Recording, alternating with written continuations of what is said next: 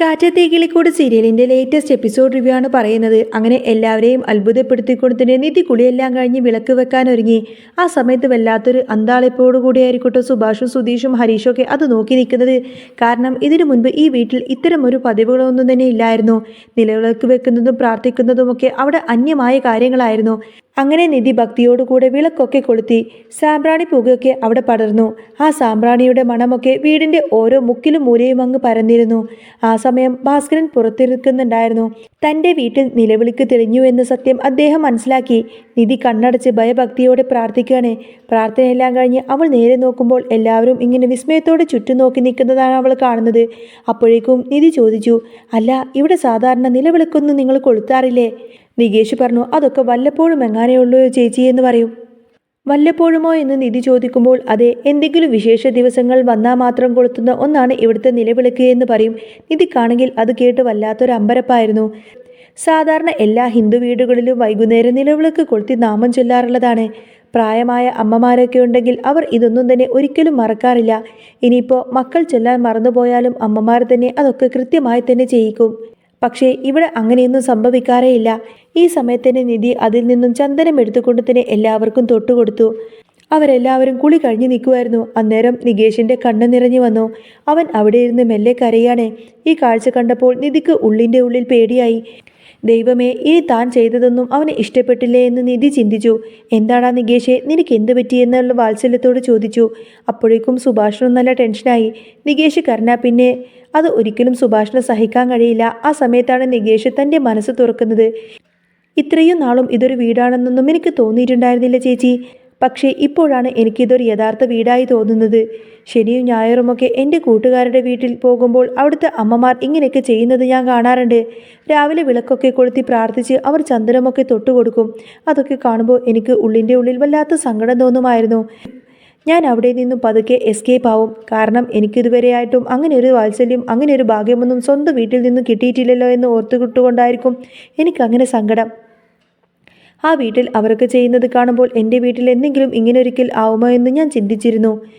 എൻ്റെ മനസ്സിൽ എപ്പോഴും ഇങ്ങനൊരു ചിന്തയുണ്ടായിരുന്നു. എനിക്ക് അത്രമാത്രം വിഷമമായിരുന്നു ചേച്ചി എന്നൊക്കെ പറയട്ടോ നികേഷ്. പക്ഷേ ഇപ്പം എനിക്ക് സന്തോഷമായി.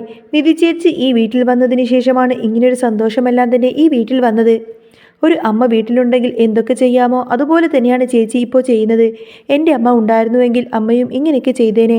അമ്മക്ക് പകരം നിധി ചേച്ചി ഇതൊക്കെ ചെയ്യുന്നില്ലേ?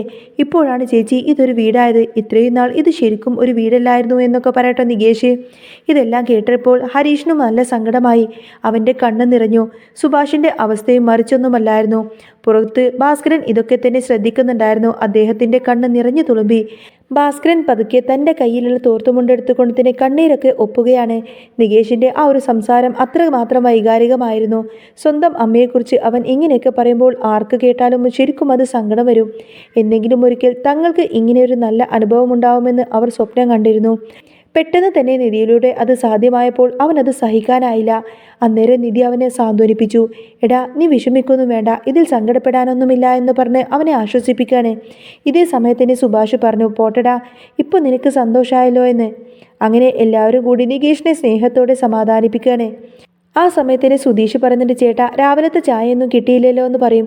അന്നേരം ഇപ്പം ഉണ്ടാക്കാമെന്ന് പറഞ്ഞതും സുധീഷ് അങ്ങോട്ടേക്ക് പോവാൻ നോക്കുന്ന സമയത്തിന് നിധി പറഞ്ഞു, ഏയ് സുഭാഷ് ഏട്ടാ, ഞാൻ അടുക്കളയിൽ കയറി ചായ ഉണ്ടാക്കിക്കോളാമെന്ന് പറയും. അല്ല, നിധിക്ക് ചായ ഉണ്ടാക്കാനൊക്കെ അറിയുമോ എന്ന് സുഭാഷ് അത്ഭുതത്തോടെ ചോദിക്കുമ്പോൾ, ഇന്ന് ഞാൻ തന്നെ ചായ ഉണ്ടാക്കിക്കോളാമെന്ന് നിധി ഉറപ്പിച്ചു പറഞ്ഞു. പക്ഷേ ബാക്കിയുള്ളവർക്ക് വല്ലാത്തൊരു പേടിയായിരുന്നു. അവൾ എങ്ങനെയായിരിക്കും ചായ ഇടുക എന്നൊക്കെ ചിന്തിച്ചിട്ട്. ഇതുവരെ അവൾ അടുക്കളയിൽ കയറിയിട്ട് പോലുമില്ല, ഒന്നും ഉണ്ടാക്കാൻ അറിയില്ല എന്നൊക്കെയാണ് അവരെല്ലാവരും ധരിച്ചിരുന്നത്.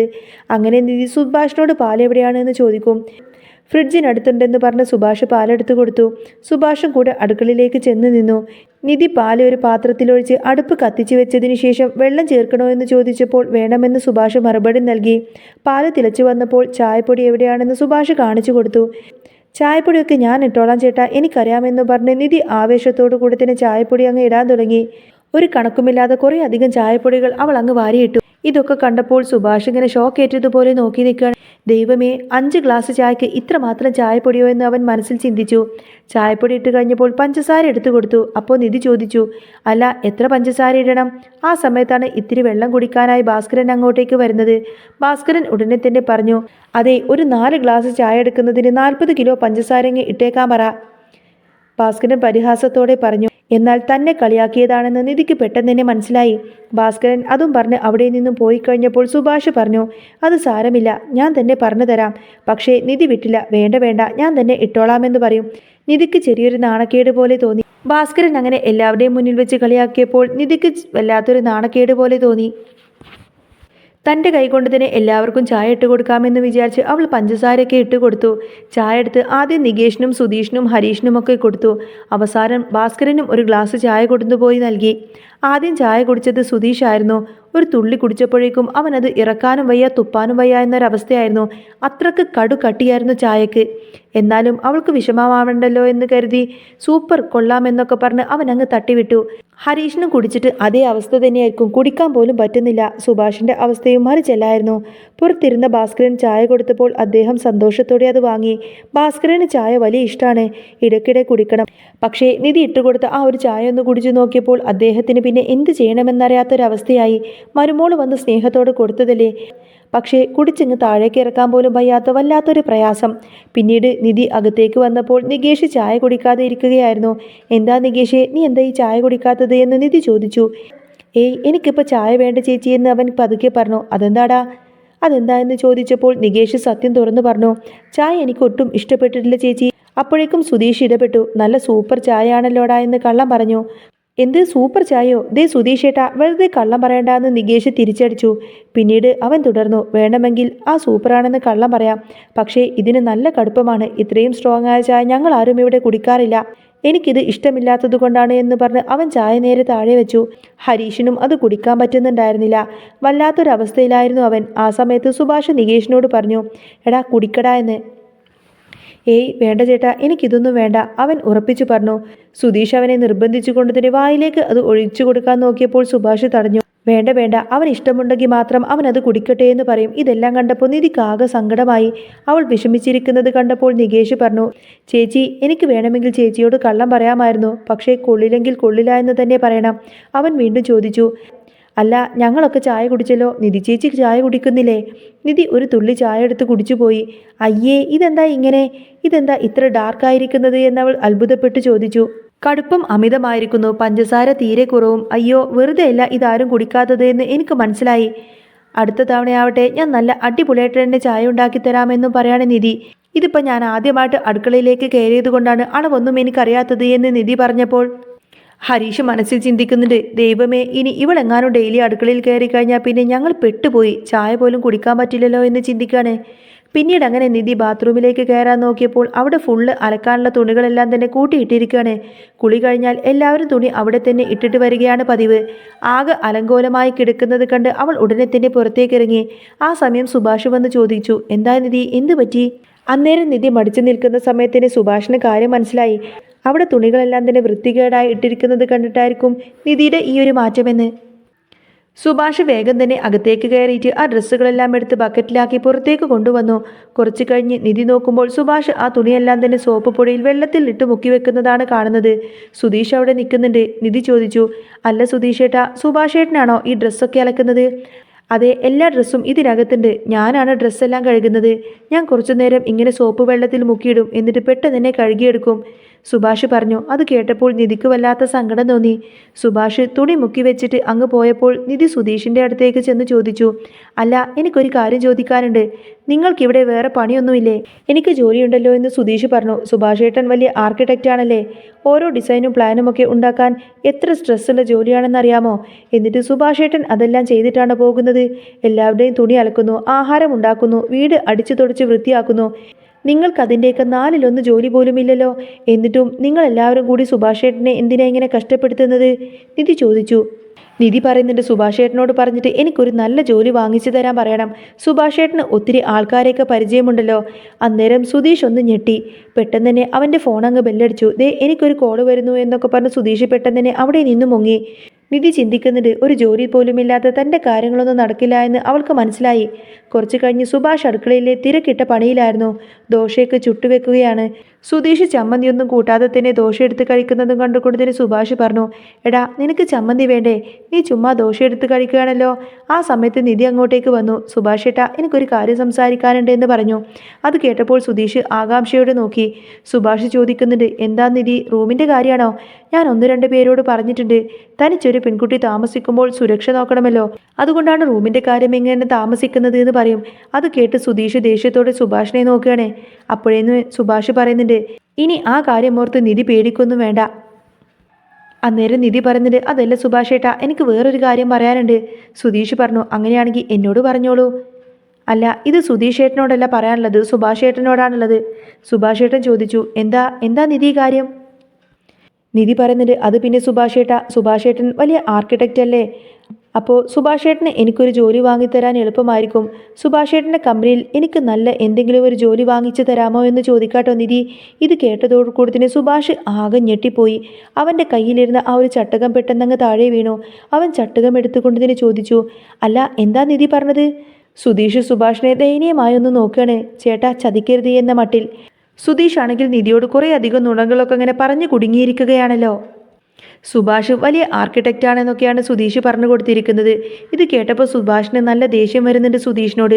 ഒടുവിൽ സുഭാഷ് പറഞ്ഞു, ശരി, ഞാൻ നോക്കട്ടെ കേട്ടോ, ആരുടെയെങ്കിലും അടുത്ത് ചോദിച്ചു നോക്കട്ടെ. നിധിക്ക് അത് കേട്ടപ്പോൾ വലിയ സന്തോഷമായി. സുധീഷ് ഉടനെ പറഞ്ഞു, ആ സുഭാഷ് ഏട്ടൻ ഒരു കാര്യം പറഞ്ഞിട്ടുണ്ടെങ്കിൽ അത് ഓക്കെയാണ്. നിധിക്ക് ഉറപ്പായിട്ടും ജോലി കിട്ടുമെന്നൊക്കെ പറയും. എന്നാൽ അവൻ്റെ ആ ഒരു കള്ളത്തരമെല്ലാം കേട്ടിട്ട് സുഭാഷിന് ശരിക്കും സുധീഷിനെ ഒന്ന് പൊട്ടിക്കാനാണ് തോന്നിയത്. പിന്നീട് അങ്ങനെ നിധി അവിടെ നിന്നും എഴുന്നേറ്റ് പോയി കുറച്ച് കഴിഞ്ഞ് TV ഓൺ ചെയ്യാൻ നോക്കി. അപ്പോഴേക്കും എല്ലാവരും അവിടെ നിന്ന് പോയിരുന്നു. നികേഷ് മാത്രമേ അവിടെ ഉണ്ടായിരുന്നുള്ളൂ. TV ഓണാവുന്നില്ലെന്ന് കണ്ടുകൊണ്ട് തന്നെ നികേഷ് അങ്ങോട്ടേക്ക് വന്നു. ചേച്ചി, അത് വെക്കണ്ട, അത് ഓണാവില്ല. എന്താ നന്നാക്കാത്തത് എന്ന് നിധി ചോദിച്ചപ്പോൾ അതിൻ്റെ ആവശ്യമില്ലെന്ന് തോന്നി. ഞങ്ങൾ ആരും ഇവിടെ TV കാണാറൊന്നുമില്ല എന്ന് പറഞ്ഞു. അതെന്താ, നിങ്ങളെല്ലാവരും ഒരുമിച്ചിരുന്ന് സിനിമയൊന്നും കാണാറില്ലേ എന്ന് ചോദിക്കാട്ടോ നിധി. ഇല്ല ചേച്ചി, ഞങ്ങൾ അങ്ങനെ ഒരുമിച്ചിരുന്ന് സിനിമയൊന്നും കാണാറില്ല. TV കാണാനൊക്കെ ആർക്കാ ഇവിടെ സമയം? രാവിലെ ഇവിടെ നിന്നും പോവും, വൈകുന്നേരമാകുമ്പോൾ തിരിച്ചു വരും. ശനിയാഴ്ചയോ ഞായറാഴ്ചയൊക്കെ ഞാൻ ക്രിക്കറ്റ് കളിക്കാൻ പോവും. ഹരീഷേട്ടൻ വർക്ക്ഷോപ്പിലേക്ക് പോവും. സുധീഷേട്ടൻ ഓട്ടമുണ്ടെങ്കിൽ പോവും, അല്ലെങ്കിൽ പിന്നെ എവിടെയെങ്കിലുമൊക്കെ കറങ്ങാൻ പോവും. പിന്നെ സുഭാഷേട്ടൻ വീട്ടിലേക്ക് വരുന്നത് തന്നെ തിരക്കിട്ട പണികളിലേക്കാണ്. വൈകുന്നേരം വരുമ്പോൾ സുധീഷേട്ടനും ഞാനും ഫോണിൽ നോക്കിക്കൊണ്ടിരിക്കും. ഞങ്ങൾ TVയെക്കുറിച്ച് ചിന്തിക്കാറേ ഇല്ല എന്ന് പറയാണ് നികേഷ്. നികേഷിൻ്റെ വാക്കെല്ലാം കേട്ട് നിധിക്ക് വല്ലാത്തൊരു അത്ഭുതമായിരുന്നു. ചേച്ചിയുടെ വീടും ഇതും കൂടി ഒരിക്കലും കമ്പയർ ചെയ്യരുത്. അങ്ങനെ ചെയ്താൽ ഒരിക്കലും ഇവിടെ ജീവിക്കാൻ പറ്റില്ല എന്ന് നികേഷ് അവളോട് പറഞ്ഞു. അന്നേരം ഈ നൂറ്റാണ്ടിലും ഇങ്ങനെയുള്ളവരുണ്ടോ എന്നൊക്കെ നിധി ചിന്തിച്ചു. വീട്ടിലേക്ക് തിരികെ വരണമെങ്കിൽ ആരെങ്കിലുമൊക്കെ ഇവിടെ വേണ്ടേ ചേച്ചി? അമ്മയോ സഹോദരിയോ ആരെങ്കിലും ഒക്കെ ഉണ്ടെങ്കിൽ വീട്ടിലേക്ക് വരാൻ തോന്നും. അല്ലെങ്കിൽ ഒറ്റയ്ക്ക് വന്നിരിക്കണ്ടേ? അതുകൊണ്ട് സുഭാഷേട്ടൻ വരാറാകുമ്പോഴേ ഞാനും ഇങ്ങോട്ടേക്ക് വരാറുള്ളൂ. അപ്പോഴാണ് പുറത്ത് ഐസ്ക്രീം വണ്ടി വന്ന് നിൽക്കുന്നത് കണ്ടത്. നികേഷ് പോയി ഐസ്ക്രീം വാങ്ങി വന്നു. 2 നിധിക്ക് കൊടുത്തു. എനിക്കൊന്നു മതിയെന്ന് അവൾ പറഞ്ഞു. സാരമില്ല, ബാക്കി ഫ്രിഡ്ജിൽ വെക്കാമെന്നും പറഞ്ഞ് അവൻ ഫ്രിഡ്ജിൻ്റെ ഡോർ തുറന്നപ്പോൾ അതിൽ ഫുള്ള് പാത്രങ്ങൾ അടുക്കി വെച്ചിരിക്കുകയാണ്. ഇതെന്താ, ഫ്രിഡ്ജ് വർക്ക് ചെയ്യുന്നില്ലേ എന്ന് നിധി ചോദിച്ചു.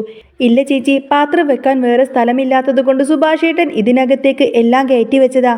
അയ്യോ, ഈ വീട്ടിൽ എന്തെങ്കിലും സാധനം വർക്ക് ചെയ്യുമോ എന്ന് നിധി ചോദിച്ചപ്പോൾ നികേഷ് ചിരിച്ചു. രാത്രിയായി. നികേഷ് പുറത്തേക്ക് പോയപ്പോൾ നിധി വീട്ടിൽ തനിച്ചായിരുന്നു. പുറത്തേക്ക് നോക്കിയിട്ട് ആരും വരുന്നില്ല. കുറച്ചു സമയം കഴിഞ്ഞപ്പോൾ ഭാസ്കരൻ വന്നു. ആ, മോള് തനിച്ചാണോ? എല്ലാവരും കൂടി ഈ കൊട്ടാരത്തിൽ മോളെ ഒറ്റക്കാക്കി പോയോ എന്ന് ചോദിച്ചു.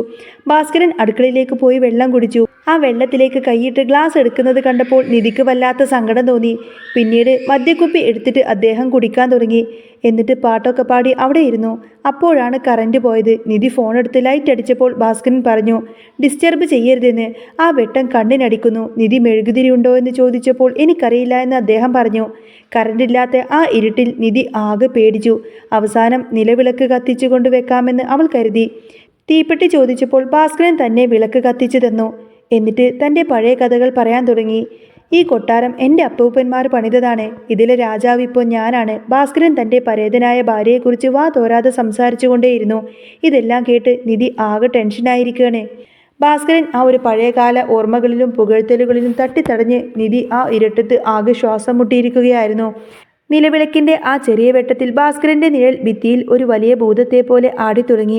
തന്റെ ഭാര്യ ഉണ്ടാക്കുന്ന മീൻകറിയുടെ രുചിയെക്കുറിച്ച് 100 വട്ടം പറഞ്ഞുകൊണ്ടിരുന്ന ഭാസ്കരന്റെ നാവൊന്നു കുഴഞ്ഞു. പകുതി കുടിച്ചു തീർത്ത കുപ്പിയിൽ നിന്ന് ഒരു തുള്ളി കൂടി ഗ്ലാസ്സിലേക്ക് ഒഴിക്കാൻ നോക്കിയപ്പോൾ കൈ വിറച്ച് അത് നിലത്തേക്ക് വീണി പൊട്ടി. ആ ഒച്ച കേട്ട് നിധി ഭയന്ന് ഒന്ന് വിറച്ചു. സാരമില്ല മോളെ, ഈ കൊട്ടാരത്തിൽ ഇതൊക്കെ സാധാരണയായെന്ന് പറഞ്ഞ് ഭാസ്കരൻ സോഫയിലേക്ക് അങ്ങ് ചെരിഞ്ഞു. നിമിഷനേരം കൊണ്ട് അവിടെ വലിയ കൂർക്കം വലി മുഴങ്ങാൻ തുടങ്ങി. പുറത്ത് മഴയുടെ ലക്ഷണങ്ങൾ കണ്ടു തുടങ്ങിയിരുന്നു. ജനൽപ്പാളികൾ കാറ്റിൽ ആഞ്ഞടിക്കാൻ തുടങ്ങിയപ്പോൾ നിധി എഴുന്നേറ്റ് ഓരോന്നോരോന്നായി അടക്കാൻ തുടങ്ങി. അപ്പോഴാണ് മുറ്റത്തൊരു ബൈക്കിന്റെ വെട്ടം കണ്ടത്. സുധീഷും സുഭാഷും നനഞ്ഞൊട്ടി അങ്ങോട്ടേക്ക് ഓടിക്കയറി വരുന്നുണ്ട്. നിധിയെ വിളക്കിന്റെ വെട്ടത്തിൽ കണ്ടപ്പോൾ സുധീഷിന് എന്തോ ഒരു ആശ്വാസം തോന്നി. നിധി, നീ പേടിച്ചോ? നികേഷ് എവിടെ? സുധീഷ് ചോദിച്ചു. അവൻ ഐസ്ക്രീം വാങ്ങി വരാമെന്ന് പറഞ്ഞു പോയതാ, പിന്നെ കണ്ടിട്ടില്ല. നിധി ശബ്ദം താഴ്ത്തി പറഞ്ഞു. സുഭാഷ് വേഗം അകത്തേക്ക് ചെന്ന് ഭാസ്കരനെ നോക്കി. അച്ഛൻ ഉറങ്ങിയോ? ഭാഗ്യം, അല്ലെങ്കിൽ ഈ രാത്രി വലിയ പാട്ടായനെ, സുഭാഷ് പരിഹാസത്തോടെ പറഞ്ഞു. അന്നേരം നിധിക്ക് സുഭാഷിനോടുള്ള ബഹുമാനം കൂടി വന്നു. രാവിലെ കണ്ട ആ അലക്കുപണിയും അടുക്കളപ്പണിയും ഇപ്പോൾ ഈ വൈകിയ വേളയിലുള്ള ആ വരവും എല്ലാം കൂടി വായിച്ചപ്പോൾ ആ വലിയ തറവാടിന്റെ നട്ടെല്ല് ഈ പാവം സുഭാഷേട്ടൻ തന്നെയാണെന്ന് അവൾക്ക് ഉറപ്പായിരുന്നു. പക്ഷേ സുധീഷിന്റെ ഉള്ളിൽ അപ്പോഴും ഒരു തീയായിരുന്നു. സുഭാഷ് വലിയ ആർക്കിടെക്റ്റ് ആണെന്ന് നിധിയോട് തട്ടിവിട്ടത് എന്ന് പൊളിയുമെന്ന് അവനൊരു നിശ്ചയവുമില്ലായിരുന്നു. അടുത്ത ദിവസം രാവിലെ തന്നെ നിധി തന്റെ ഓഫീസ് ബാഗുമായി സുഭാഷിന്റെ അടുത്തേക്ക് എത്തി. സുഭാഷേട്ടാ, ഇന്ന് എനിക്കും കൂടി നിങ്ങളുടെ കൂടെ ഓഫീസിലേക്ക് വരാൻ പറ്റുമോ? എനിക്കൊരു ജോലി ഉറപ്പിക്കാമോ എന്ന് നിധി ചോദിച്ചപ്പോൾ സുഭാഷിന്റെ കയ്യിലുണ്ടായിരുന്ന ദോശത്തവി പീഠത്തിന് താഴേക്കങ്ങ് വീണു. സുധീഷ് കണ്ണുകൊണ്ട് സുഭാഷിനെ ആംഗ്യം കാട്ടി. എങ്ങനെയെങ്കിലും രക്ഷപ്പെടാൻ നോക്കി. അത് പിന്നെ നിധി, സൈറ്റിൽ വലിയ മീറ്റിംഗ് ആണ്, ഇന്ന് വേണ്ട, നമുക്ക് അടുത്ത ആഴ്ച പോവാമെന്ന് പറയും. സുഭാഷ് വിയർത്തുകൊണ്ട് തന്നെ പറഞ്ഞു. പക്ഷേ നിധി വിടുന്ന മട്ടില്ലായിരുന്നു. എനിക്ക് മീറ്റിംഗ് ഒന്നും ഒരു പ്രശ്നമല്ല സുഭാഷേട്ടാ, ഞാൻ അവിടെ വന്ന് ഒരിടത്തിരുന്നോളാം. അവൾ വാശി പിടിച്ചു. ഒടുവിൽ ഗത്യന്തരമില്ലാതെ സുഭാഷ് അവളെയും കൂട്ടി തന്നെ പുറത്തേക്ക് ഇറങ്ങി. സുധീഷ് ദൂരെ നിന്ന് കൈ കൂപ്പിക്കൊണ്ട് പ്രാർത്ഥിക്കുന്നുണ്ടായിരുന്നു. വഴിയിൽ വെച്ച് സുഭാഷ് പല നുണകളും പറഞ്ഞു നോക്കിയെങ്കിലും നിധി അതുകൊണ്ടൊന്നും കേട്ട ഭാവം പോലും നടിച്ചില്ല. ഒടുവിൽ സുഭാഷ് പണിയെടുക്കുന്ന ആ ഒരു വലിയ കെട്ടിടത്തിന്റെ മുന്നിലേക്ക് എത്തിയപ്പോൾ നിധി അത്ഭുതത്തോടെ നോക്കി നിന്നു. സുഭാഷ് അവിടെയുള്ള മേസ്തിരിയോട് രഹസ്യമായി എന്തോ സംസാരിക്കുന്നത് നിധി ശ്രദ്ധിച്ചു. പെട്ടെന്ന് ആ കെട്ടിടത്തിന്റെ ശരിക്കുള്ള ആർക്കിടെക്റ്റ് അങ്ങോട്ടേക്ക് കാറിൽ വന്നിറങ്ങി. അയാൾ സുഭാഷിനെ കണ്ടതും, സുഭാഷെ, ആ സിമന്റ് കൂട്ടിയത് ശരിയാണോ, ഒന്നുകൂടെ ഒന്ന് നോക്കുക എന്നൊക്കെ ഉറക്കെ വിളിച്ചു പറഞ്ഞു. നിധി ഇത് കേട്ട് ആകെ സ്തംഭിച്ചു പോയി. താൻ ഇത്രയും കാലം വിശ്വസിച്ചിരുന്ന ആ ആർക്കിടെക്റ്റ് പദവി വെറും ഒരു പുകമറയായിരുന്നോ? സുഭാഷ് തല താഴ്ത്തി നിൽക്കുന്നത് കണ്ടപ്പോൾ നിധിക്ക് ദേഷ്യമല്ല, മറിച്ച് വലിയൊരു സങ്കടമാണ് തോന്നിയത്. തൻ്റെ അനിയന്മാർക്ക് വേണ്ടി സ്വന്തം അഭിമാനം പോലും നുണയായി പറഞ്ഞ് ജീവിക്കുന്ന സുഭാഷിന്റെ നിസ്സഹായാവസ്ഥ അവൾ തിരിച്ചറിഞ്ഞു. അവൾ പിന്നെ ഒന്നും മിണ്ടാതെ തിരിഞ്ഞു നടന്നു. വൈകുന്നേരം എല്ലാവരും വീട്ടിലേക്ക് എത്തിയപ്പോൾ നിധി ആരെയും കുറ്റപ്പെടുത്തിയില്ല. പകരം അവൾ സുഭാഷിന്റെ അരികിൽ ചെന്ന് പറഞ്ഞു. സുഭാഷേട്ടാ, നിങ്ങൾ ആർക്കിടെക്റ്റ് ആണോ മേസ്തിരിയാണോ എന്നൊന്നും എനിക്ക് പ്രശ്നമില്ല. പക്ഷേ ഈ വീടിന് വേണ്ടി നിങ്ങൾ എടുക്കുന്ന കഷ്ടപ്പാടുണ്ടല്ലോ, അതാണ് ഏറ്റവും വലിയ കാര്യം. ഇനി മുതൽ സുഭാഷേട്ടൻ ഒറ്റയ്ക്കൊന്നും പണി ചെയ്യണ്ട. ഞാനും സുഭാഷേട്ടൻ്റെ കൂടെ ഉണ്ടായിരിക്കും ഈ വീട് ശരിക്കും ഒരു കൊട്ടാരമാക്കാൻ. നിധിയുടെ വാക്ക് കേട്ട് സുഭാഷിന്റെ കണ്ണ് നിറഞ്ഞു. സുധീഷ് ആശ്വാസത്തോടെ ഒരു ദീർഘനിശ്വാസം വിട്ടു. ഭാസ്കരൻ അപ്പോഴും തൻ്റെ പഴയ കഥകൾ പാടിക്കൊണ്ടേയിരുന്നു. പക്ഷേ ആ വീട്ടിലിപ്പോൾ പുതിയ പ്രതീക്ഷയുടെ വെളിച്ചം പടർന്നു തുടങ്ങിയിരുന്നു. നിധിക്ക് ഉടനെ തന്നെ ഒരു സ്വകാര്യ കമ്പനിയിൽ ജോലി ശരിയായി. അവളുടെ വരുമാനം കൂടി വന്നതോടുകൂടി തന്നെ വീടിൻ്റെ അവസ്ഥ മെല്ലെ മാറാൻ തുടങ്ങി. പൊട്ടിപ്പൊളിഞ്ഞ ഫ്രിഡ്ജും ടിവിയും ഒക്കെ നന്നാക്കി വൈകുന്നേരങ്ങളിൽ എല്ലാവരും ഒരുമിച്ചിരുന്ന് ചായ കുടിക്കാനും വിശേഷങ്ങൾ പങ്കുവെക്കാനും തുടങ്ങി. ഭാസ്കരന്റെ മദ്യപാനം പൂർണ്ണമായും മാറിയില്ല എങ്കിലും നിധിയുടെ കർക്കശമായ ഇടപെടൽ കാരണം അദ്ദേഹം പതുക്കെ പതുക്കെ മാറാൻ ശ്രമിച്ചു. അങ്ങനെ ആ തറവാടിപ്പോൾ വെറും കല്ലും മണ്ണും കൊണ്ടുള്ള ഒരു കെട്ടിടം മാത്രമല്ല, മറിച്ച് സ്നേഹം വിളയുന്ന ഒരു യഥാർത്ഥ വീടായി തന്നെ മാറിയിരിക്കുന്നു. നിധി ആ ഒരു വീട്ടിലേക്ക് കയറി വന്നതോടുകൂടി തന്നെ പിന്നീട് അവിടെ വലിയ മാറ്റങ്ങൾ തന്നെയാണ് കൊണ്ടുവരാൻ സാധിച്ചത്. അങ്ങനെ ഇനി വരാൻ പോകുന്ന നല്ല സൂപ്പർ ത്രില്ലിംഗ് എപ്പിസോഡുകളൊക്കെ തന്നെയാണ് കേട്ടോ. അപ്പോൾ നിങ്ങൾക്ക് ഈ ഒരു ചാനൽ ഇഷ്ടമാവുകയാണെങ്കിൽ സബ്സ്ക്രൈബ് ചെയ്യാനും സപ്പോർട്ട് ചെയ്യാനും മറക്കല്ലേ. നെക്സ്റ്റ് വീഡിയോ ആയിട്ട് ഉടനെ വരാം. ബൈ.